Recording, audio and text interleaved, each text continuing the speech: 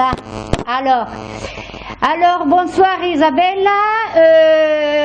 Si vous voulez saluer le public de Venise qui est ici, on a parlé de l'Antarctique et maintenant on va fermer la soirée avec une conversation avec vous.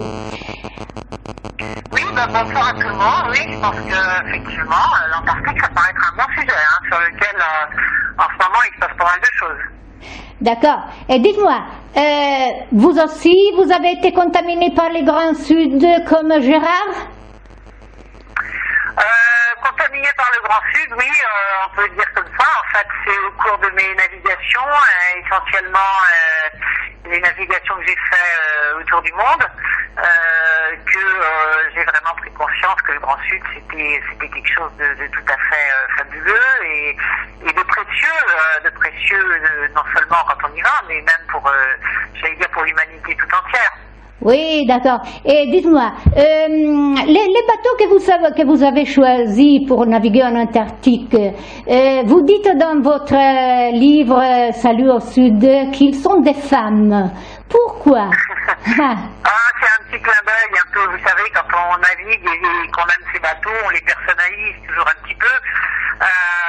Et le fait de personnaliser, alors c'est un clin d'œil bien sûr, pardon, c'est qu'il y a des bateaux qui sont, on va dire, un peu plus doux dans leur passage dans la mer, qui ont un comportement par rapport aux vagues et par rapport au vent qui est un peu différent.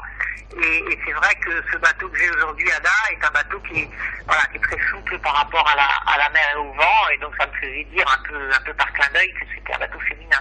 Et maintenant, mais pourquoi vous les avez appelés Ada? Et quelle différence entre Ada 1 et Ada 2? C'est simplement parce que le bateau s'appelait comme ça quand je l'ai acheté.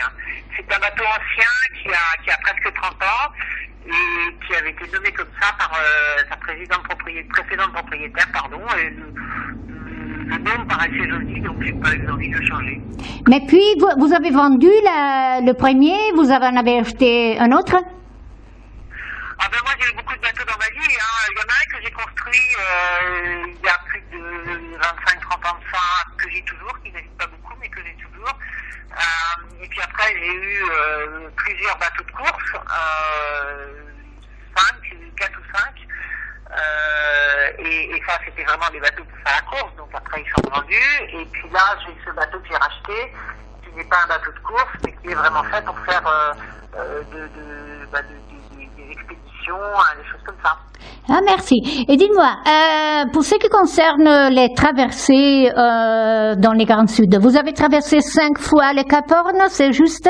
Et quelle traversée a été la plus périlleuse? Ouais, je suis passé beaucoup plus de fois que ça au Cap Horn parce que j'ai fait 5 fois dans des tours du monde, dans des courses comme New York, San Francisco.